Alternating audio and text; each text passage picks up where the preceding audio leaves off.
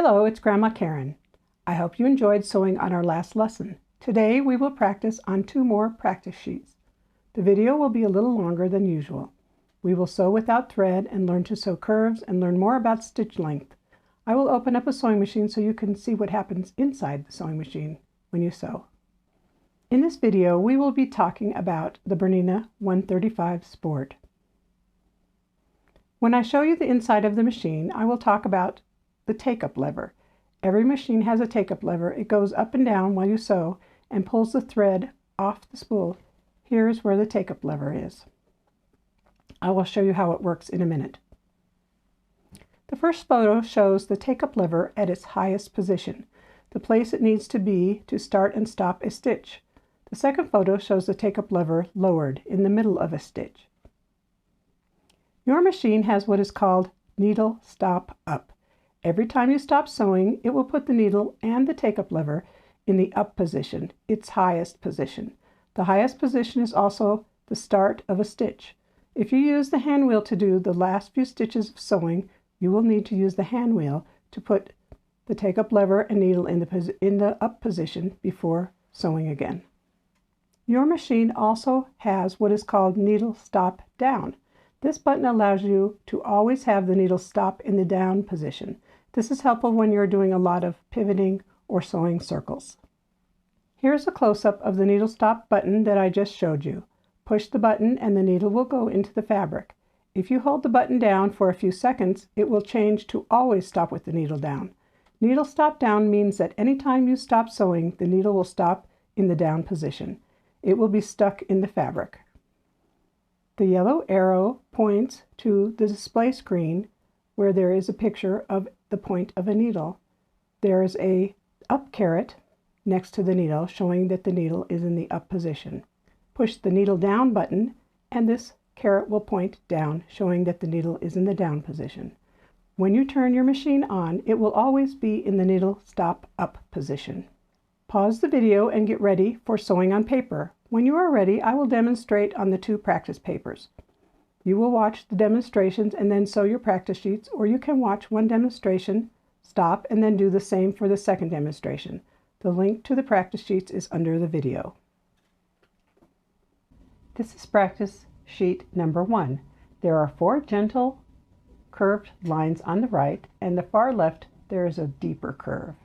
So as we start, we're going to start at the top, and again we're using this slit or groove in your presser foot as our guide, and we're just going to go slowly and try to go along here.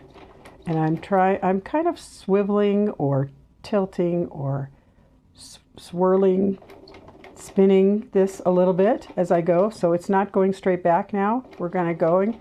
I want you to speed up a little bit and see if it's easier, if it's easier to go slow or can you go fast. On this one, I can kind of go fast, but you might not be able to.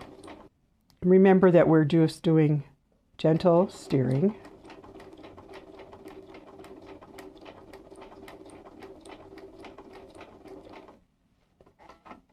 And you can see right here where I went off the line a little bit. That's where I was going fast. You can turn it over and look on this side too.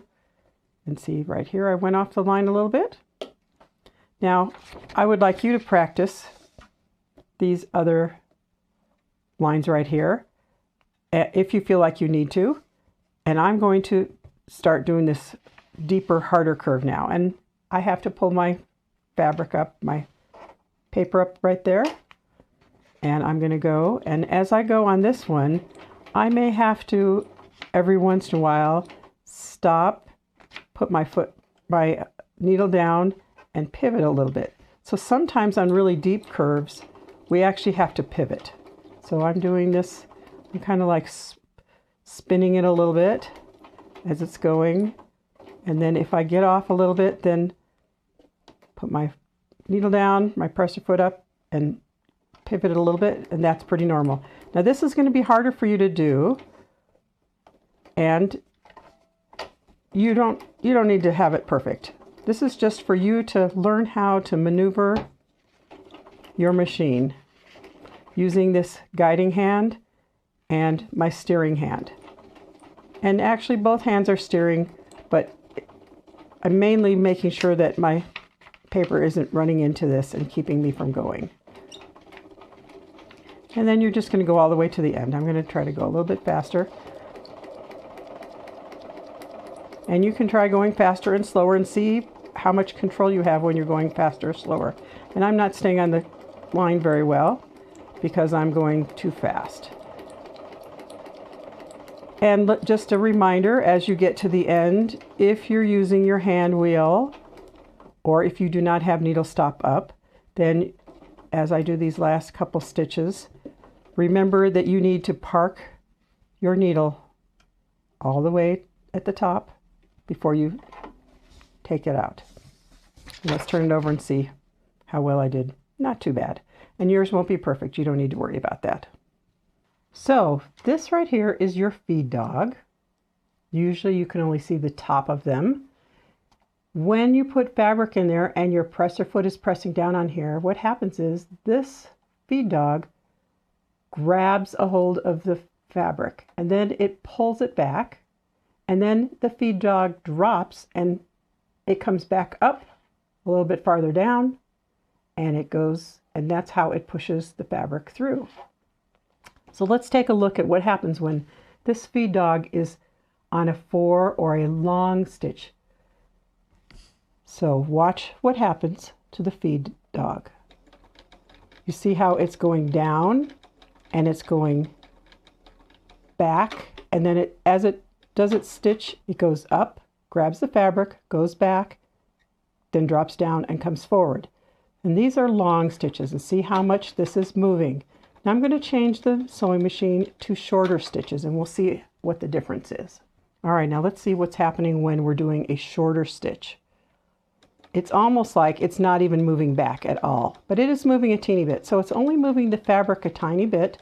When it does those longer stitches, it is moving the fabric back a lot more. And that's what the stitch length does. So now we're going to look at how this take-up lever, the needle, and the feed dog all work together to form the stitches. It also uses the bobbin, but we're going to talk about that in another lesson. So this take-up lever is going to go down and back up, and it's what helps pull the thread off of the spool. Then it's going to go into the needle, and as it forms the stitches, let's watch and see what happens to the take-up lever. So see how that goes?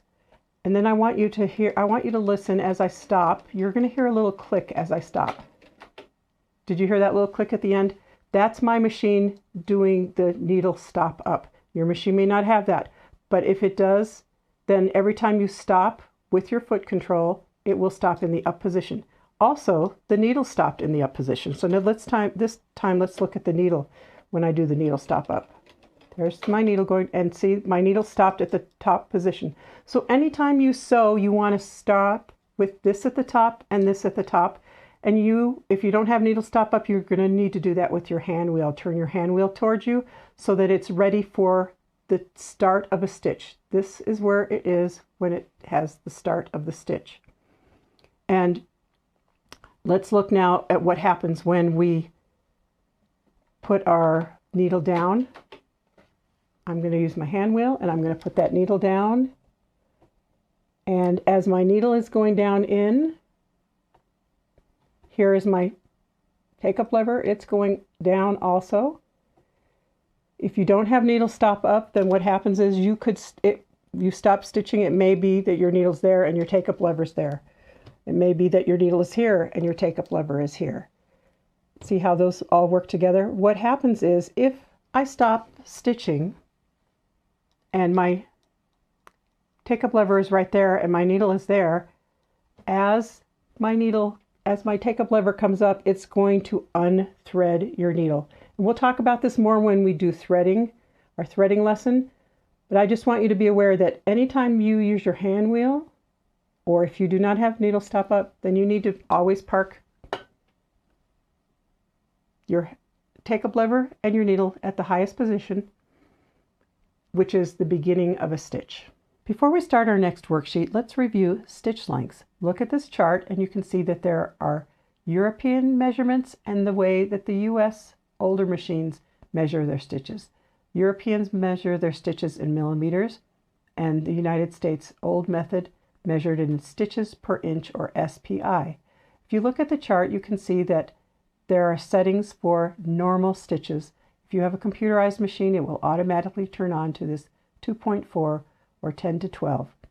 The table also lists the settings for long stitches, which we call basting stitches or temporary stitches. It also has short stitches, which we use with a buttonhole and for doing some kinds of zigzag and decorative stitches. This is practice sheet 5-2. We're going to sew on the straight lines and then on the spiral. Okay, so notice that there are 3 lines right here, and what we're going to do is we're going to practice changing our stitch length and see how stitch length affects our sewing on curves. So this first one, it says to change your stitch length to a 4 millimeter, or if you have the old American system, change it to about 6 to 8 stitches per inch. So I'm going to change mine. So I'm making these stitches longer, and I'm going to start at the top of this line, and I'm just going to sew.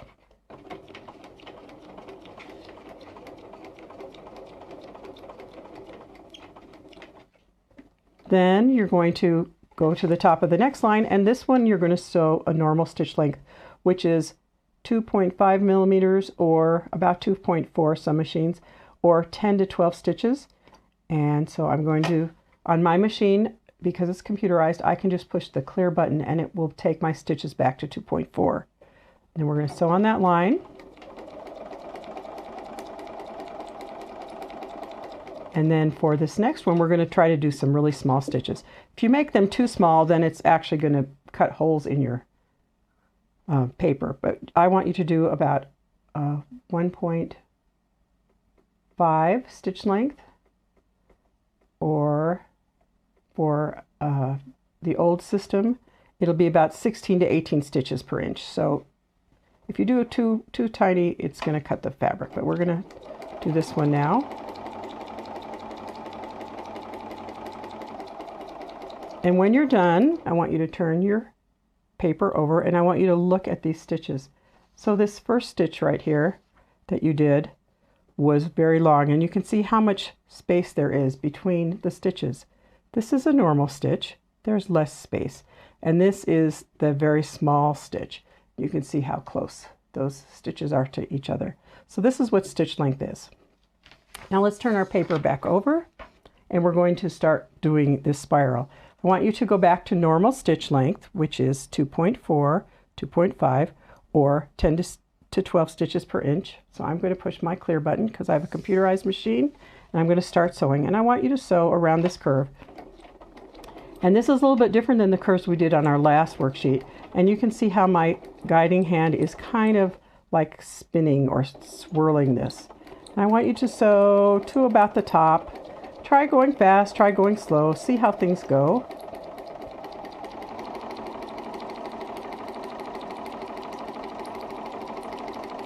And then once you get around the top of this curve, I want you to stop and I want you to put it on a long stitch length. I've put mine at 4 millimeters, and for yours it may also be a 6 to 10 stitches per inch. So now I'm gonna sew along here, and you can see that it's a little bit harder for me to stay on the curve with these long stitches. I can't really go very fast, so if I try going fast, it's a little bit harder for me to maneuver this and stay on the line. And after sewing for a little while, let's switch to smaller stitches. So I'm going to go back down to a 1.5 on my machine, and on your machine it may be like 16 to 18 stitches per inch. And you'll see that I can go a little bit faster with my stitches as smaller. So there are times when, if we're sewing big curves, we might want to stitch with a smaller stitch length. But the drawback of small stitches is if you have to undo these stitches, take these stitches out because you've made a mistake, then it's harder to take the stitches out. So we try to keep it at our normal stitch length. But I just wanted you to make sure that you understood what stitch length was, because there are times when we are going to have to change them. So My question for you is it easier to stitch this deep curve with a longer stitch or a shorter stitch or a normal stitch? So there's a couple more things that I wanted to talk to you about when we're doing curves. So one thing is my machine has needle stop down, and your machine may not have this, but if it does, you can see that as I'm going, my needle is stopping in the down position, down in the paper. And it's a little bit easier to do the pivoting. Sometimes when I'm doing curves, I have to stop and pivot a little bit because I start getting off the line, and having that down there works really well. The other thing is if you have a knee bar that does the freehand system where it actually puts your presser foot up and down, this is another good time to use that system. I hope you had fun today. Curves are not easy. You will improve with time and practice. It is time for your homework. You can take a photo of the homework or just pause the video. Tell your mentor, teacher, or relative the following things. 1. Point to the take-up lever. Use your hand wheel to make it go to its highest position and its lowest position. 2. Show how you can make the needle stop down and how to put it back to needle stop up. 3. What are 2 ways to be more accurate when sewing curves? 4. Show how to make longer stitches.